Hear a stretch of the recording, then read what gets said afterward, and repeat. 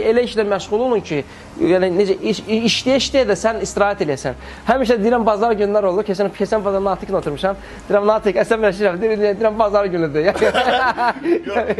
Yanvarın biri günü salonu bağladıq. Bax, inan səmimiyyətimə deyirəm. Salon dedik bağlı olsun, hani ailəli, uşaqlı və s. Salon bağlamışıq, 31 gün keçib, yanvarın biri saat 1-dir.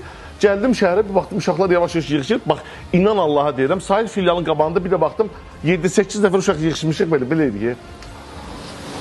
Yəni, neyin yəyik də, yəni neyin ellər? Normal insanlar neyin ellər? Getdik kinoya, kino xoşumuza çıxdıq.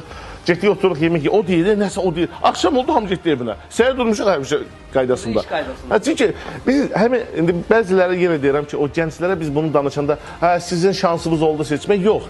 Konfor alanınızın çölünə çıxın, siz onsuz da qazanacaqsınız. Siz bu gün 10.000 maaş alırsınız, sizə 10.000 manat verən adam sizdən ağıllıdır. O bir də